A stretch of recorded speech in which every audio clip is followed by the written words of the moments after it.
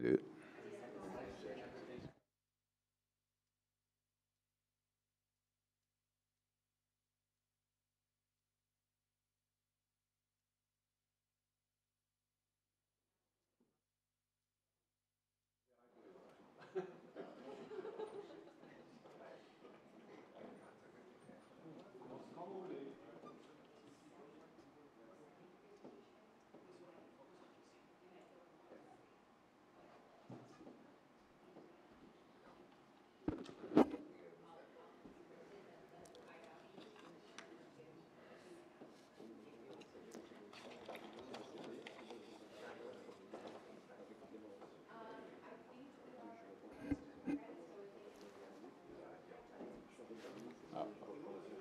Oui, pour moi c'est bon. Attendez, je vais juste mettre mon téléphone quand vous voulez.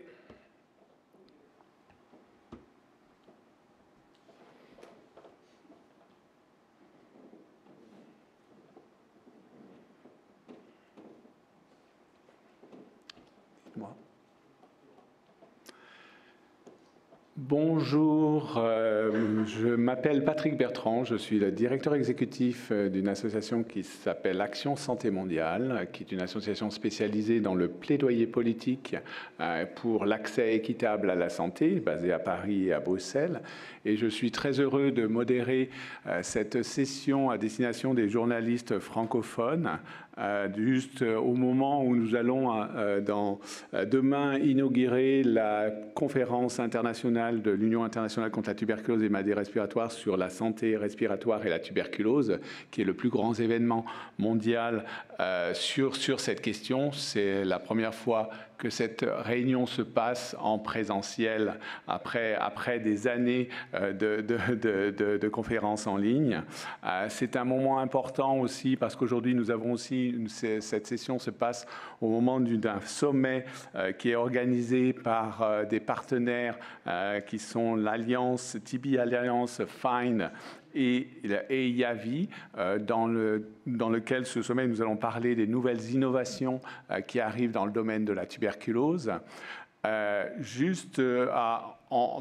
Durant la prochaine heure, en fait, on va discuter avec des différents experts sur ces innovations, où est-ce qu'on en est. C'est un moment important parce on va essayer de répondre à la question qui est est-ce que la fin de la tuberculose est à portée de main? Pour une maladie qui existe depuis la nuit des temps, puisque les premiers cas de tuberculose ont été détectés chez les momies égyptiennes, nous avons une maladie qui tue encore beaucoup, qui tue plus de 1,3 million de morts chaque année, avec plus de 10 millions de cas chaque année. Les derniers chiffres qui ont été publiés dernièrement par l'OMS, l'Organisation mondiale de la santé, montrent une certaine évolution dans le bon sens du nombre de cas suite à une chute énorme des cas, à une augmentation énorme des cas de tuberculose suite à l'épidémie et la pandémie de Covid-19. Mais nous avons des signes encourageants, donc dernièrement avec ces chiffres de l'OMS montrant une évolution dans le bon sens. Et la bonne nouvelle, c'est que depuis des dizaines d'années, nous avons des nouveaux outils qui sont dans les tuyaux. Nous avons des nouveaux diagnostics, nous avons des nouveaux traitements, nous avons des nouveaux vaccins. Et ces nouveaux vaccins, ces nouveaux outils vont nous permettre, si nous les mettons en œuvre et si nous avons les financements suffisants, nous permettront d'éradiquer la tuberculose d'ici 2027-2030, comme sont les objectifs qui ont été fixés au moment de la conférence des Nations Unies dans la lutte contre la tuberculose qui a eu lieu en septembre de cette année à New York. Donc, bonne nouvelle, on a des nouveaux outils, on a une tendance à la baisse, mais il nous faut des ressources. Donc maintenant, je vais je vais vous passer la parole après cette introduction. Donc, la session va se passer en deux temps. Un temps de présentation de différents experts sur les nouvelles innovations, 10 minutes à peu près par personne. Après, nous aurons un temps de questions et réponses qui sera modéré par ici. Donc nous sommes dans l'hôtel Marriott, dans une salle de l'hôtel Marriott. Nous avons certaines personnes dans la salle, mais la majorité de nos auditeurs et auditrices et téléspectateurs sont en ligne. Et à ce moment-là, n'hésitez pas à ouvrir votre micro et poser vos questions. Et nous aurons un temps de conclusion. Premier expert que je vais demander, à qui je vais passer la parole.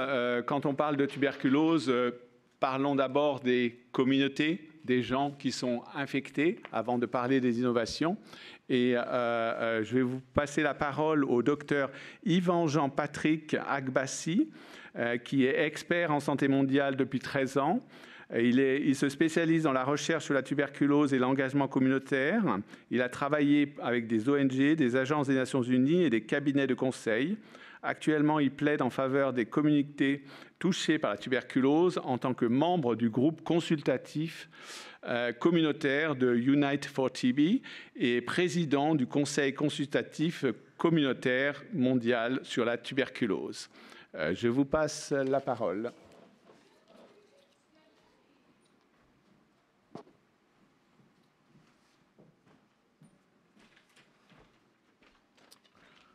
Merci. Merci beaucoup, Patrick. Je ne m'attendais pas à avoir un deuxième Patrick. Donc, on va dire que c'est un plaisir d'avoir cette chance de partager sur la tuberculose dans le monde francophone.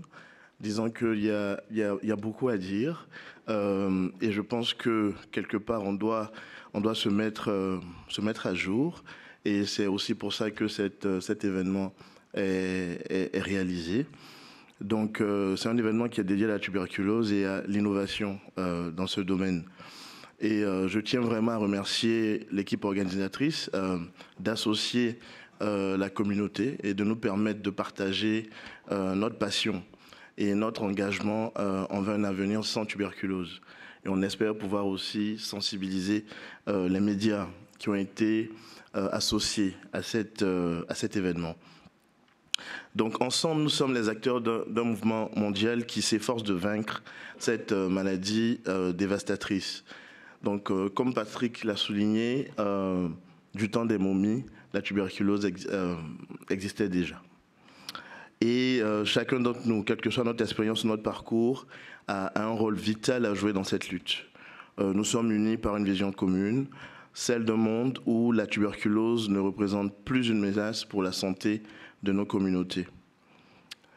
Nous vivons une époque extraordinaire marquée par des avancées technologiques et scientifiques qui ouvrent de nouvelles perspectives dans la lutte contre la tuberculose. Pendant de nombreuses années, on a stagné, mais depuis quelques années, il y a de nouvelles technologies qui ont vu le jour, des nouvelles technologies telles que les tests de diagnostic moléculaire avancés, des traitements plus efficaces et moins longs, des vaccins qui sont en développement, nous donnent beaucoup de raisons d'espérer. Donc ces innovations tangibles nous montrent que nous sommes sur la bonne voie pour vaincre la tuberculose. Cependant, il est essentiel de reconnaître que nous devons continuer à pousser les développeurs et les chercheurs à accélérer le rythme de l'innovation. Nous ne pouvons pas nous contenter de progrès lents, car chaque jour compte lorsque nous luttons contre une maladie aussi dévastatrice que la tuberculose. On a les moyens aujourd'hui d'accélérer. C'est vraiment de profiter de ce moment-là pour pouvoir mettre à disposition ces produits-là et ces technologies aux populations qui en ont le plus besoin. Donc nous devons maintenir la pression et encourager la collaboration entre les secteurs publics et privés pour mettre en œuvre ces avancées de manière plus rapide et efficace. Et nous, en tant qu'activistes, nous avons un rôle clé dans ce processus, mais avec l'appui des médias pour relayer les messages de pression, je pense qu'on aura un impact beaucoup plus significatif. L'innovation sans l'accès ne signifie rien, en particulier pour les populations qui ont été exclues des essais cliniques, comme les personnes enceintes, les usagers de drogues injectables ou encore les enfants. Pour que les avancées scientifiques bénéficient à tous et à toutes, il faut s'appesantir sur le cas de ces personnes généralement exclues et mettre en œuvre des mesures efficaces pour assurer une disponibilité à tous ceux qui en ont besoin dans tous les quartiers de la planète. Donc c'est vraiment important de s'assurer à mettre en place des méthodologies pour pouvoir inclure et limiter l'exclusion des personnes qui ont le plus besoin. Donc en tant qu'activiste passionné, je suis honoré de servir en tant que président du Conseil consultatif communautaire mondial sur la tuberculose et d'autres groupes, mais c'est vraiment l'engagement communautaire de pouvoir travailler à travers tous nos amis de la communauté pour pouvoir mettre la pression et avancer cette technologie qui nous incombe le plus. Donc notre passion pour cette cause doit briller comme un phare, guidant notre chemin vers un avenir où la tuberculose n'aura plus sa place. Chaque action que nous entreprenons, chaque plaidoyer que nous faisons, chaque partenariat que nous nouons nous rapproche de cet objectif. Aujourd'hui, chers médias francophones, chers amis, je vous exhorte à maintenir cette passion ardente, à cultiver cette flamme qui brûle en nous pour la lutte contre la tuberculose. Ensemble, nous pouvons transformer l'espoir en réalité, les défis en opportunités et les obstacles en avancées majeures. Dans ce combat, nous ne devons jamais perdre de vue que la tuberculose n'est pas une maladie du passé. Elle reste l'une des principales causes de décès dans le monde, touchant 1,6 million de personnes chaque année. La Covid avait supplanté la tuberculose pendant la période de pandémie et aujourd'hui, la tuberculose a malheureusement repris sa première place. Environ 2 milliards de personnes sont infectées et 5 à 10% d'entre elles développeront la forme active de la tuberculose si nous ne faisons rien. Les plus vulnérables sont les plus touchés, en particulier les populations pauvres, les personnes déplacées par les conflits et celles vivant avec le VIH. La tuberculose est curable et évitable, mais elle persiste en raison des difficultés de diagnostic, des traitements historiquement longs et difficiles, ainsi que des souches résistantes aux médicaments en augmentation. Pour mettre fin à cette pandémie, l'une des approches serait de maintenir notre passion et notre engagement. Les avancées scientifiques que j'ai mentionnées, les traitements améliorés, les vaccins plus efficaces et les nouveaux diagnostics sont à notre portée. Mais nous devons pousser encore plus fort, encourager l'innovation à chaque étape du processus et exiger que ces innovations se concrétisent rapidement et soient disponibles, parce qu'à la fin, c'est l'accès qui est le plus important, soient disponibles à tous ceux qui en ont besoin. En conclusion, je tiens à vous remercier pour l'opportunité de partager la perspective de la communauté. Nous sommes les architectes de l'avenir, les artisans du changement, et j'espère pouvoir communiquer la passion que nous avons de lutter contre cette maladie. Notre passion et notre détermination sont les moteurs qui nous guideront vers un monde sans tuberculose. Ensemble et avec les médias francophones, nous pouvons faire la différence. Merci. Merci.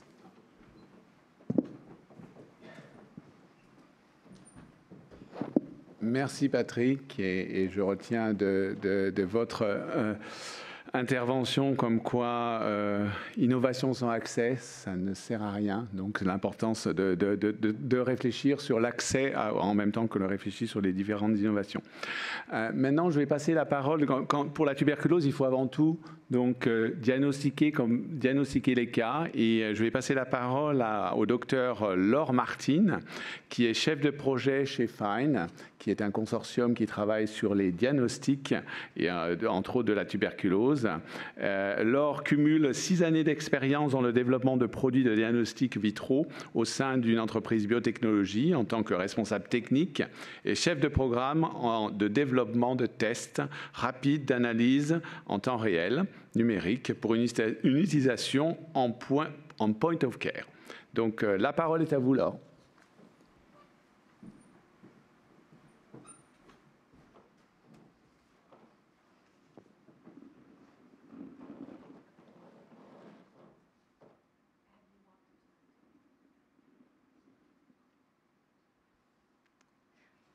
Merci Patrick pour cette introduction. Donc, je m'appelle Laure Martine, je suis chargée de projet à Find. Aujourd'hui, je vais vous parler des outils diagnostiques en développement pour trouver les millions de cas manquants de tuberculose.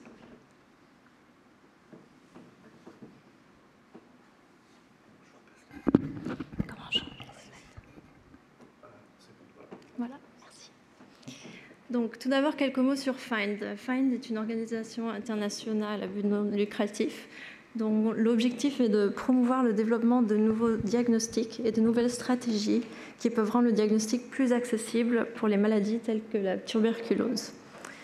Find est également le centre collaborateur de l'OMS pour le renforcement des capacités des laboratoires et l'évaluation des technologies de diagnostic. Donc, en ce qui concerne la tuberculose, nous avons entendu quelques statistiques par mes chers collègues, mais ce qui n'a pas été dit, c'est qu'à ce jour, le diagnostic et le dépistage restent l'un des maillons les plus faibles dans la cascade de soins et a d'ailleurs connu un recul important pendant la pandémie. D'après le rapport global publié par l'OMS la semaine dernière, plus de 3 millions ou 30% des personnes atteintes par la tuberculose ne sont pas diagnostiquées et n'ont pas accès au traitement. Elles continuent à passer inaperçues, ce qui les expose à un risque de maladie grave ou de décès. Et une fraction seulement des patients a accès à des tests plus avancés, dont des tests moléculaires ou des tests permettant de tester la réponse aux médicaments. Ces personnes ne reçoivent donc pas immédiatement un traitement adéquat et ça peut aussi conduire à la résistance aux antimicrobiens. Donc, trouver ces millions de cas de tuberculose actuellement pas diagnostiqués, manquants, est une priorité absolue pour la lutte contre la tuberculose. Donc, pour atteindre ces millions de cas manquants, les diagnostics doivent être accessibles et disponibles au moment et à l'endroit où les gens vont se faire soigner. Or, traditionnellement, la tuberculose se fait dépister au moyen de techniques qui nécessitent des laboratoires, des techniques qui sont basées sur un examen microscopique de culture, mais c'est des techniques qui sont faibles, peu onéreuses, mais elles sont lentes et elles ont besoin d'infrastructures spécialisées. Il y a eu des projets majeurs ces dernières années en matière de diagnostic qui ont permis de considérablement réduire le temps pour obtenir un résultat, en passant d'environ 2 mois à 2 heures. Mais les tests aujourd'hui se font toujours au moyen d'échantillons qui sont difficiles à obtenir du patient. Il s'agit de crachats en provenance des poumons. Et ces échantillons peuvent être particulièrement difficiles à obtenir d'enfants ou de personnes à un stade avancé de la maladie, comme par exemple des personnes vivant avec le VIH. Donc, pour réduire la mortalité liée à la tuberculose de 90%, d'ici à 2030, d'après les objectifs fixés dont nous avons entendu parler. Nous avons besoin de tests simples, de tests efficaces, rapides, qui fonctionnent pour tout le monde et de préférence à l'aide d'échantillons faciles à obtenir du patient. Donc, Find collabore avec des partenaires selon 3 axes principaux pour renforcer l'accès au dépistage de la tuberculose pour tous et partout. Un premier axe est de rendre les diagnostics et le dépistage de la tuberculose plus accessibles, et cela en développant des outils diagnostiques qui sont disponibles sur le lieu de soins, qui peuvent être faits avec des échantillons ou des prélèvements plus accessibles et plus faciles à obtenir du patient. Un autre axe est de mettre en place des outils et des stratégies pour orienter les patients vers des traitements efficaces et protéger les médicaments existants de l'émergence de souches résistantes. Pour cela, développer des tests moléculaires rapides pour tester la réponse aux médicaments et aussi utiliser les technologies et les infrastructures de séquençage génomique pour permettre la surveillance de la résistance aux médicaments pour la tuberculose. Et finalement, un troisième axe est de stimuler le développement d'outils permettant d'interrompre ou d'empêcher la transmission de la tuberculose en amont. Donc, pour cela, développer des outils qui permettent le dépistage proactif de personnes qui présentent un risque élevé d'infection, mais pas de symptômes. Et ceci pour non seulement empêcher la transmission, mais aussi permettre l'utilisation de traitements préventifs. Donc maintenant, nous allons faire le point sur quelques exemples du travail de FIND pour soutenir le développement et l'accès aux outils diagnostiques dans le monde. Donc tout d'abord, un focus sur les tests tuberculose pour améliorer le diagnostic chez l'enfant. On sait que la tuberculose est extrêmement difficile à détecter chez l'enfant parce que les enfants ont du mal à produire les crachats sur lesquels se basent la plupart des tests. Et il faut aussi des tests très sensibles pour détecter les infections infantiles. Donc FIND et ses partenaires ont mis au point une approche qui consiste à utiliser des échantillons de sel et des tests moléculaires rapides pour améliorer l'expérience et l'efficacité de la détection de la tuberculose chez l'enfant. Et cette approche a été approuvée par l'OMS en 2021 et est progressivement en train d'être adoptée par les pays. Pour le dépistage de la tuberculose, à ce jour, la radiographie pulmonaire reste une des méthodes les plus efficaces. Mais traditionnellement, elle nécessite des équipements de taille imposante, complexes. Elle nécessite l'intervention de radiologues et de spécialistes pour interpréter les résultats. Mais grâce aux progrès technologiques, ces équipements ont pu être réduits considérablement en taille. Ils peuvent être même parfois transportés dans un sac à dos. Et en utilisant l'intelligence artificielle, il est maintenant possible, en principe, de poser un diagnostic dans des communautés isolées sans l'intervention d'un spécialiste.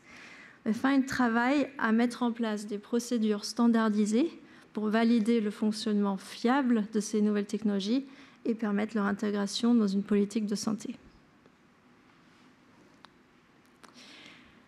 FIND se consacre également à élargir le portefeuille d'outils disponibles et de méthodes de prélèvement alternatifs pour améliorer l'accès au dépistage de la tuberculose et éliminer certains des obstacles actuels à l'accès au diagnostic sur les lieux de soins et dans les communautés.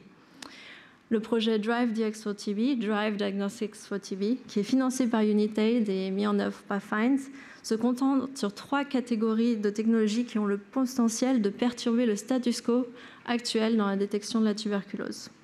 Il s'agit de tests antigéniques rapides qui se basent sur des échantillons d'urine, des tests moléculaires qui peuvent être faits directement sur le lieu de soins en utilisant des échantillons alternatifs comme par exemple un prélèvement buccal, et des tests moléculaires qui peuvent être réalisés proches du lieu de soins pour combler un manque de ces outils à mi-chemin entre le laboratoire et les tests rapides qui peuvent être faits dans les communautés et sur le lieu de soins.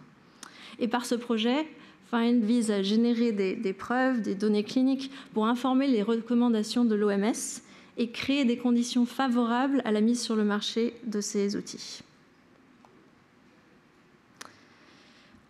Et durant la pandémie, on sait que les hôpitaux, les laboratoires, les pays dans le monde entier ont mis en place des capacités pour suivre les variants. Le projet Seek and Treat, qui est également financé par Unitaid et mis en œuvre par FIND, vise à exploiter ces technologies, ces investissements, ces infrastructures au profit de la lutte contre la tuberculose. Et FIND a lancé ce projet en 2019 et a généré des preuves qui ont donné lieu récemment à une recommandation par l'OMS de l'utilisation de cette technologie pour détecter la résistance aux médicaments pour la tuberculose. Cette technologie sera particulièrement importante pour surveiller l'utilisation de nouveaux traitements à mesure qu'ils deviennent disponibles, et ceux pour lesquels des tests moléculaires ne sont pas encore disponibles. Donc, depuis 2010, FIND a contribué à fournir des données clés, des preuves pour tous les nouveaux outils diagnostiques examinés par l'OMS.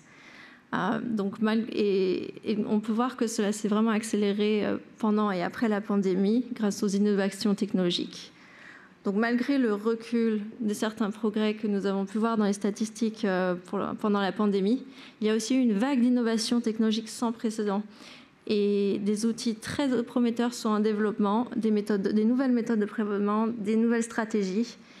Et FIND souhaite exploiter toutes ces innovations qui ont été réalisées pendant la Covid au profit de la lutte contre la tuberculose.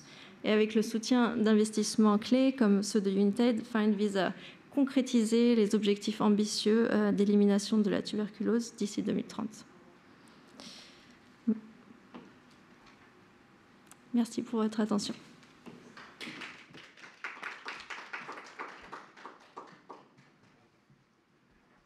Merci Laure pour cette présentation.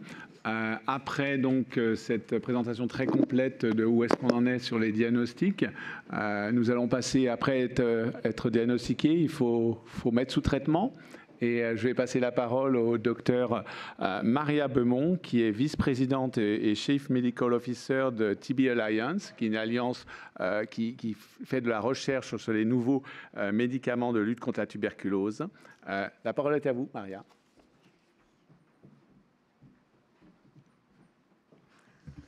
Bonjour. Bonjour, alors merci beaucoup de cette introduction. Alors en fait, oui, je travaille pour une association sans fin lucratif qui s'appelle TB Alliance. Je suis médecin-chef. Et TB Alliance, en fait, notre focus, notre orientation, notre mission, c'est de découvrir, développer et ensuite délivrer des nouveaux médicaments pour la tuberculose. Nous sommes ambitieux, on partage avec tous cette idée d'éradiquer la tuberculose. Et pour nous, le plus important, c'est d'améliorer au fur et à mesure les traitements contre la tuberculose. Par ça, je veux dire, il faut qu'elle soit plus puissante, il faut qu'elle soit plus mieux tolérée et que cette puissance aussi permette de raccourcir la durée de traitement pour guérir la patient plus vite, pour libérer les systèmes de santé. Comme vous le savez bien, la tuberculose touche les pays les plus pauvres et ce sont eux qui, en fait, doivent faire face à l'épidémie et aussi au traitement et ensuite aux conséquences d'une population, une large partie de la population malade. À TB Alliance, nous avons eu un gros succès il n'y a pas très longtemps. Nous avons mis au point, développé, ensuite mis sur le marché un médicament qui s'appelle le prétomanide, en combinaison avec deux autres molécules, l'inésolide et bétaquiline. Et nous avons, en fait, et nous on le pense, révolutionné un tout petit peu le traitement des patients avec tuberculose, spécialement ceux qui avaient les formes les plus sévères, avec une grande résistance aux molécules qui étaient disponibles. Des patients qui vraiment avaient un taux de réussite avec le traitement habituel qui pouvait durer jusqu'à 18 mois et qui comportait parfois 9 différentes molécules, certaines injectables. Nous avons révolutionné leur traitement en offrant maintenant 3 molécules ensemble, toutes par voie orale, pour une durée de 6 mois, avec un taux de réussite de 90%, voire plus. Depuis cette mise sur le marché en 2019 aux États-Unis, 2020 en Europe, maintenant on fait partie des recommandations de l'OMS depuis les révisions de leurs guidelines l'année dernière en première ligne. Voilà. Et tout ça pour vous dire que notre objectif aujourd'hui, c'est de nous améliorer par rapport à cette grosse réussite qu'on a pu vivre en développant des médicaments qui sont encore mieux pour continuer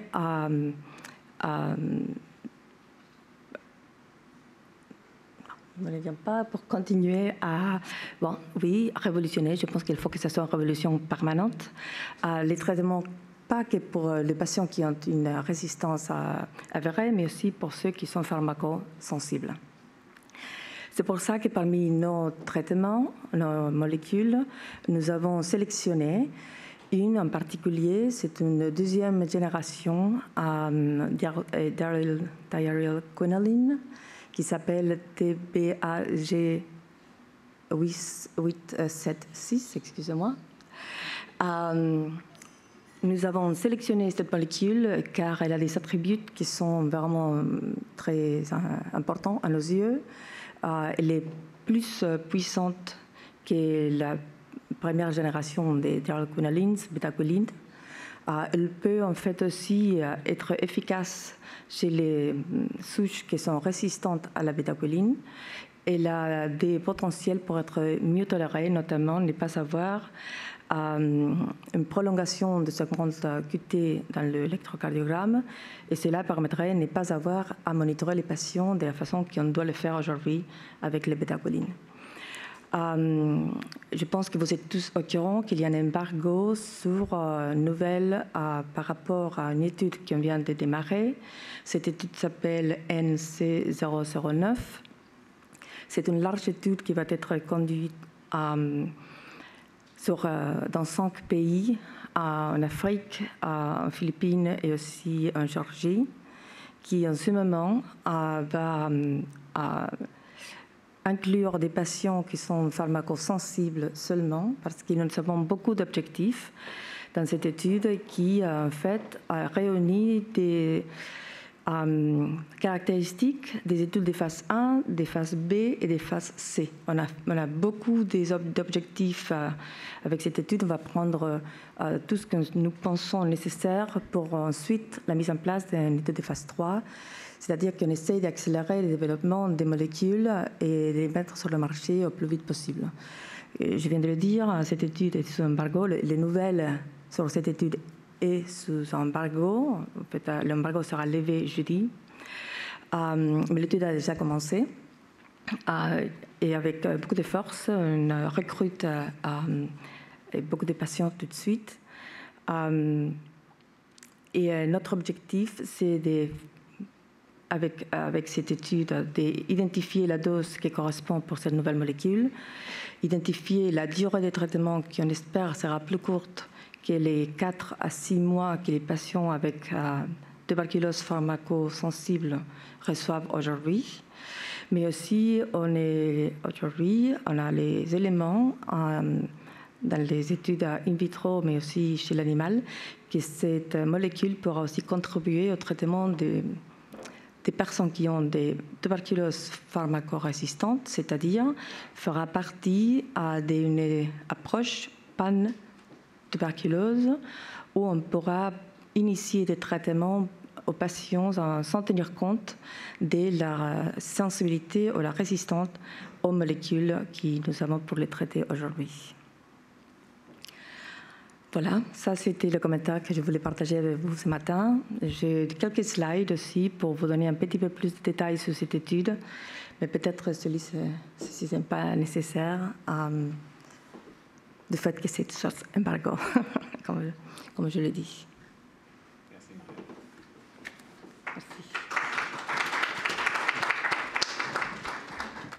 Merci Maria, et de toutes ces nouvelles, parce que pour quelqu'un qui travaille dans la tuberculose depuis des années, c'est quand même assez exceptionnel de voir ce nombre de nouveaux médicaments, de nouveaux essais qui arrivent et qui ont démontré, entre autres, pour la lutte contre les tuberculoses multirésistantes, quand on sait les effets secondaires qu'ont les traitements qu'on a eu pendant des années, des effets secondaires très importants pour les patients. Maintenant, après avoir parlé des diagnostics et des traitements, on va essayer de prévenir et parler des vaccins. Et comme vous savez, on a un vaccin contre la tuberculose qui s'appelle le BCG, mais qui est efficace, qui est très peu efficace, qui est efficace uniquement chez les enfants et qui date de plus de 100 ans. Et on a maintenant plus de 16 vaccins dans les pipelines, ce qui est aussi exceptionnel. Ça n'a jamais été vu. Et je vais demander au docteur Johan Wekemans, qui est Senior Science and Clinical Advisor chez Yavi, de venir vous en parler. La parole est à vous. Merci. Si je peux avoir les slides. Je travaille effectivement pour Yavi, dont la mission est de traduire les découvertes scientifiques en impact de santé globale. Nous travaillons sur la tuberculose et je vais vous parler des perspectives vaccinales en ce qui concerne la lutte contre la tuberculose. Pour avoir la diapo suivante, voilà. En remerciant les nombreuses institutions qui soutiennent notre action à Yavi. Il y a de nombreuses raisons d'avoir de l'espoir en ce qui concerne la possibilité de voir émerger de nouveaux vaccins contre la tuberculose. Après tout, comme ça a été mentionné, il existe déjà un vaccin contre la tuberculose qui est le BCG. Je ne sais pas si on peut dire qu'il est peu efficace, il sauve beaucoup de vies et de tuberculose. Il prévient de nombreuses tuberculoses chez l'enfant, mais effectivement, ce n'est pas le vaccin qui conviendra pour avoir un impact majeur sur l'épidémie chez l'adulte. mais son existence démontre que c'est possible. On peut également apprendre de l'immunité naturelle contre la tuberculose. En effet, tous les individus qui sont affectés ne développent pas la maladie, et on peut apprendre en caractérisant l'immunité naturelle contre la tuberculose. Pour ce faire, les progrès réalisés récemment dans les outils scientifiques et les plateformes technologiques pour étudier la tuberculose et comprendre les réponses immunes protectrices et tester les nouvelles approches vaccinales sont tout à fait encourageants.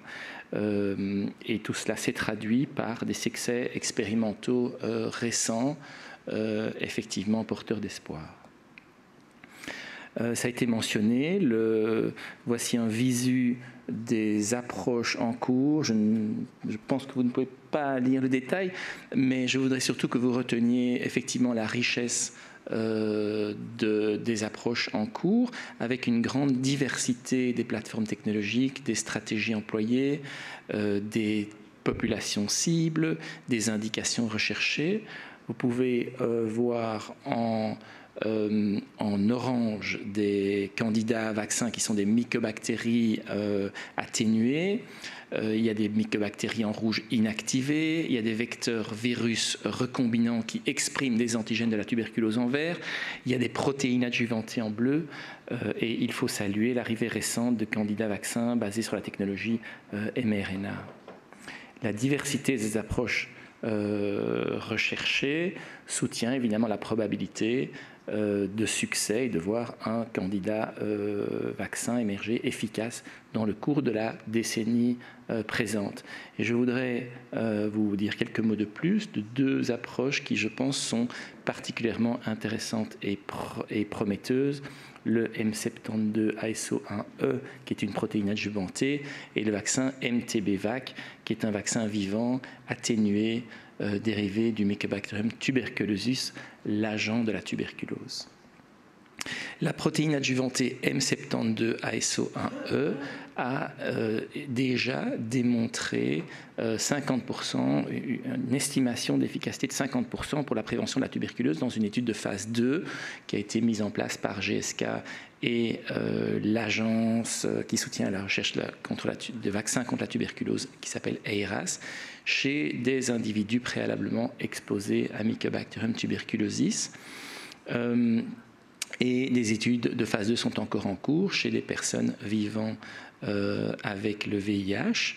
Ce résultat a maintenant été obtenu il y a quelques années. Ça a mis un temps certain pour pouvoir progresser à l'étape suivante. On attend impatiemment le début de l'essai de phase 3 M72ASO1E en 2024 qui repose sur un investissement majeur. Il a fallu effectivement 5 ans et un investissement de 550 millions de dollars d'origine entièrement philanthropique de la Fondation Gates et de Wellcome pour mettre sur pied cette étude qui vise à évaluer environ 26 000 sujets dans une étude internationale. Cette somme de financement pour ce travail est vraiment considérable et constitue près de 5 fois ce que le monde a dépensé pour le développement de vaccins contre la tuberculose en 2021, ce qui est considérable, ce qui explique le genre d'efforts qu'il faut fournir pour permettre ce genre d'activité. Le vaccin vivant atténué MTBVAC, celui sur lequel IAVI, dans notre organisation, nous travaillons, c'est un vaccin dérivé de Mycobacterium tuberculosis et non pas de Mycobacterium bovis, comme c'est le cas en ce qui concerne le BCG. Il contient donc un ensemble plus large de cibles antigéniques présents chez l'agent pathogène d'origine. Et il y a des considérations encourageantes en ce qui concerne les perspectives d'accès de ce vaccin s'il est implémenté. Ce serait un vaccin à dose unique, ce qui peut permettre d'améliorer l'observance et la faisabilité d'implémentation, et une fabrication à faible coût avec la présence d'engagements en matière d'accessibilité financière. 2 indications majeures sont recherchées. L'une, c'est la prévention de la tuberculose chez l'adulte, ce qui pourrait avoir un impact majeur sur l'épidémie et la transmission. L'autre, c'est une éventuelle amélioration du BCG, donc une indication chez le nourrisson. Une étude de phase 2A a produit des données favorables d'innocuité, d'immunogénicité. Et nous progressons en ce qui concerne les études chez l'adulte à une étude de phase 2 chez le patient infecté par le VIH et de prévoir une étude de phase 2B, c'est-à-dire avec une composante d'évaluation de l'efficacité chez des adultes et des adolescents, chez 4300 participants. Il y a une étude en cours de phase 3 chez les nourrissons, avec environ 7000 enfants dans différents pays en Afrique, qui vise à comparer le MTB-VAC avec le BCG. Je voudrais dire quelques mots de la valeur des investissements les investissements dans le financement de la recherche de nouveaux vaccins contre la tuberculose. L'OMS a récemment soutenu une évaluation large de la valeur des investissements, des financements dans la recherche pour le développement de vaccins tuberculeux, qui a démontré une énorme valeur non seulement de santé publique, mais également un potentiel de retour sur investissement. On estime qu'un vaccin efficace à 50% pour la prévention de la tuberculose permettrait d'éviter jusqu'à 76 millions de nouveaux cas de tuberculose et 8,5 millions de décès sur 25 ans, et que chaque dollar investi pour le développement d'un tel vaccin pourrait générer un retour économique de 7 $ en termes de coûts de santé évités et d'augmentation de la productivité sur 25 ans. Il s'agit donc d'une valeur sociétale, ce que je pense qu'on a enfin bien compris avec l'expérience malheureuse de l'épidémie de Covid, là, ce que vaut la valeur sociétale de la prévention des maladies. Ce genre d'investissement nécessite un effort commun et une coordination. C'est urgent d'accroître ces investissements pour permettre la réalisation des espérances. Le coût de l'inaction dépasse le coût de l'action en termes de nombre de vies protégées, mais également de moyens de subsistance, d'activité économique. On espère que ces travaux permettront d'informer les décideurs nationaux et mondiaux impliqués dans la recherche contre la tuberculose. Ça nécessite une action concertée. Aucun pays, aucune institution ne va porter ça seul. Un pays ne peut pas grand-chose seul, ne peut pas tout seul, mais peut quand même faire pas mal de différences. La France a joué un rôle historique de leadership dans le domaine de la santé mondiale, particulièrement de la tuberculose. Le vaccin BCG, le seul au jour d'aujourd'hui développé et utilisé contre la tuberculose, a été développé par Calmette et Guérin au sein de l'Institut Pasteur il y a maintenant un siècle. La France continue à jouer un rôle majeur dans le financement de la santé mondiale par le biais d'UNITAID, par des propositions de financement innovants. Une présentation forte a été faite, un cas en faveur des vaccins antituberculeux par M. Aurélien Rousseau récemment au niveau de la réunion de haut niveau sur la tuberculose en septembre. La France est l'un des membres fondateurs du conseil ministériel du TB Vaccine Accelerator Council. Donc c'est un Belge qui le dit, bravo la France, et vive la lutte contre la tuberculose. Merci.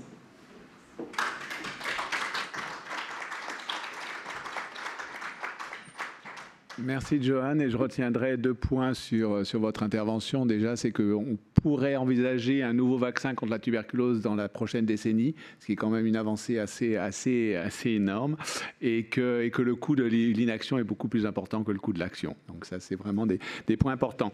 Donc pour terminer ce tour de table, je voudrais passer la parole à Hervé Verhaussel, qui travaille pour UNITAID. UNITAID a été mentionné, notre premier intervenant, comme financeur de notre deuxième intervenant sur le diagnostic, excusez-moi, sur financeur de différentes innovations. C'est important d'avoir de l'innovation, mais aussi il faut aider à l'accès de ces innovations pour tous. Et UNITAID est un financeur important dans ce domaine. Et UNITAID, comme vous le savez, a été et toujours très soutenu par la France et est un vecteur important de l'accès à l'innovation dans le monde.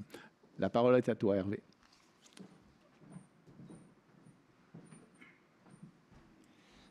Merci Patrick et merci à tous mes collègues intervenants. Merci à ceux qui nous ont rejoints dans la salle ici et ceux qui sont avec nous en ligne, que ce soit en France ou dans d'autres pays comme certains pays africains que je salue tout particulièrement. Et effectivement, la France est le premier donateur d'United depuis le premier jour. Le président Chirac, le président Lula et d'autres ont créé United il y a un peu plus de 15 ans et c'est quelque chose qu'il faut mentionner dans le leadership français au niveau d'United et de l'action d'United dans le monde, qui est basé initialement sur le VIH, la tuberculose et la malaria et qui s'étend pour l'instant un petit peu à d'autres. Ça a été le cas sur le Covid, mais également à d'autres causes. Mais nous restons très vigilants et très basés sur le VIH, la tuberculose et la malaria. Et nous avons l'impression qu'il y a une certaine lassitude de certains donateurs qui, dans le passé, comprenaient le problème de ces 3 grandes maladies et qui, par exemple, au niveau de la tuberculose et des 2 autres, ont l'air de s'y intéresser un petit peu moins maintenant. C'est donc un petit peu un appel que je vais faire aujourd'hui à des financements supplémentaires, tant par les pouvoirs publics que par le secteur privé, y compris le secteur pharmaceutique, qui doit continuer à investir dans de nouveaux médicaments, de nouveaux traitements, donc dans de nouveaux tests et bien sûr dans le vaccin dont nous parlions. Parce que le fait que la tuberculose existe encore aujourd'hui, malgré un remède qui existe, je vous le rappellerai, depuis, je crois, plus de 80 ans, est l'une des plus grandes injustices de la santé mondiale. Ce n'est pas parce que les médicaments, les tests et les traitements préventifs n'existent pas. C'est dû en grande partie au fardeau important et écrasant même de la maladie qui pèse sur les pays à revenus faibles ou intermédiaires et sur les communautés pauvres et marginalisées dont les besoins sont négligés et sous-financés. Et notre premier intervenant au niveau des communautés le faisait remarquer, il ne faut pas oublier de travailler, c'est primordial, avec les communautés qui connaissent mieux que quiconque le problème et qui doivent à chaque fois être impliqués dans quelles que soient les nouveautés qui sont créées et qui sont développées. Leur avis, leurs connaissances sont principales dans le développement de ces différentes solutions à la maladie. En tant que plus grand bailleur de fonds multilatéral dans le domaine de la recherche et du développement sur la tuberculose au monde, United se consacre à la promotion de solutions susceptibles de remédier à cette inéqualité flagrante. Inéqualité lorsque nous parlons des pays à revenus plus faibles ou plus modérés, qui parfois n'attirent pas toujours l'attention des donateurs, tant privés, pharmaceutiques que publics. Nous avons joué un rôle en soutenant bon nombre des interventions qui ont été présentées par nos collègues aujourd'hui, telles que le financement de la recherche de référence qui est nécessaire pour faire progresser de nouveaux schémas thérapeutiques contre la tuberculose multirésistante, contribuer à améliorer rapidement l'accès aux équipements de tests qui peuvent rapidement identifier la sensibilité aux médicaments, garantir les médicaments et les meilleurs diagnostics pour les enfants atteints de tuberculose. C'est très important que le pédiatrique soit également financé. Et dans l'événement qui se passera dans les prochains jours à Paris, certains résultats de recherche très intéressantes, entre autres au niveau pédiatrique, seront communiqués par United et des partenaires. Et les journalistes intéressés peuvent bien sûr nous demander les communiqués de presse en avance avec embargo sur les annonces qui seront faites dans les prochains jours. Comme vous l'avez entendu aujourd'hui, la tuberculose est une maladie à laquelle nous avons absolument le pouvoir de mettre fin au cours de notre vie, mais nous sommes pour cela tous impliqués dans ces objectifs. Le secteur privé, comme je le disais, le secteur public et le secteur philanthropique. Le travail de Wellcome et de la Fondation Gates a été déjà souligné parmi d'autres donateurs philanthropiques. En septembre de cette année, les Nations Unies ont convoqué la 2e réunion de haut niveau sur la tuberculose, au cours de laquelle les dirigeants du monde entier ont réitéré leur engagement à atteindre les objectifs mis fin à la tuberculose. Maintenant, il s'agit de traduire ces paroles par des faits concrets, des investissements concrets et réfléchis dans les outils qui sont disponibles pour le moment, mais également dans la recherche d'outils adaptés à l'évolution de la situation.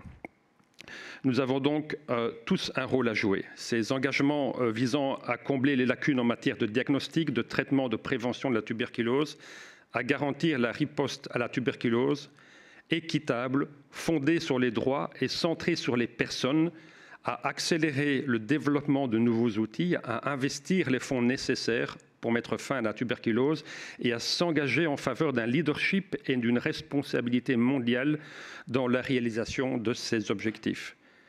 Nous avons donc besoin que tous s'engagent. Nous avons besoin de partenaires comme ceux qui, aujourd'hui, et de nombreux autres, s'engagent à améliorer l'accès au dépistage, au traitement et à la prévention, et bien sûr au vaccin.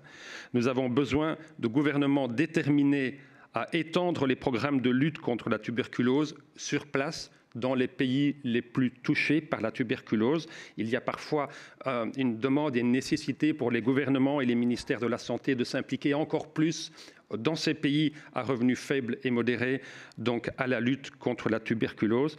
Car effectivement, chaque dollar investi dans la tuberculose, comme mes prédécesseurs le disaient, ces dollars vous seront remboursés quelque part avec des soins de santé moins importants pour le futur, avec un retour sur investissement, un absentéisme scolaire, un absentéisme dans les entreprises et dans l'économie, tout comme pour le VIH ou particulièrement pour la malaria. C'est le cas également pour la tuberculose. Il faut investir aujourd'hui et ces investissements donneront des résultats demain. Nous avons également besoin de l'appui des médias et j'allais dire particulièrement des médias francophones, car la tuberculose est relativement présente dans les médias internationaux et anglophones et parfois moins dans les médias francophones, alors que de nombreux pays francophones en Afrique et ailleurs sont touchés par ce fléau qui, je vous le rappelle, ont malheureusement causé plus de 1,3 ou 1,4 millions de décès l'année dernière seulement. Merci pour votre attention.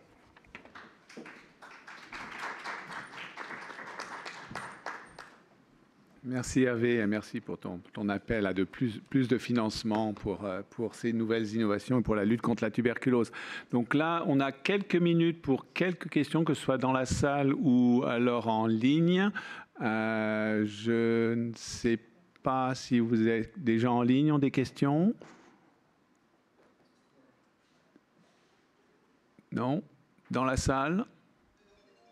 Ah, attendez. Vous n'avez pas de questions qui arrivent en ligne? Bon, entre-temps, je voudrais remercier ce panel parce qu'on a vraiment fait un tour très, très rapide, mais très, très complet de où est-ce qu'on en est dans les innovations dans le domaine de la tuberculose. Et je sais que le temps, on arrive bientôt à il nous reste 2 minutes. Donc, si nous n'avons pas d'autres questions, je voudrais remercier donc les partenaires, je voudrais remercier ceux qui nous ont écoutés ici dans la salle et aussi en ligne. Et je voudrais réitérer en fait l'appel qui a été fait par Hervé sur le besoin de financement dans la lutte contre la lutte contre la tuberculose et entre autres pour de nouveaux outils pour lutter contre la tuberculose. Nous sommes dans un moment crucial actuellement. Nous n'avons jamais eu, dans toute l'histoire de la recherche et le développement de la tuberculose, autant de nouveaux outils qui sont possiblement accessibles, que ce soit en termes de diagnostic ou qui sont déjà accessibles en termes de diagnostic, traitement et vaccin. Il nous faut maintenant, on a une certaine volonté politique puisqu'on a eu des engagements importants qui ont été faits au moment de la conférence à haut niveau des Nations Unies contre la tuberculose en septembre à New York. Maintenant, il faut transférer ces bonnes paroles en financement puisque maintenant, malheureusement, nous n'avons que la moitié jusqu'à présent des financements annuels qui sont nécessaires pour la recherche et le développement pour la tuberculose. Pour les années, par exemple, sur l'année 2021, sur un besoin de 2 milliards de dollars, nous avons pu récupérer que 1 milliard de dollars. Actuellement, avec les nouveaux produits et les nouveaux vaccins et outils qui sont en cours ou qui sont déjà en place, en dernière phase d'essai, nos besoins sont d'autant plus importants. Les besoins sont évalués à plus de 5 milliards de dollars par an pour les prochaines années jusqu'en 2027.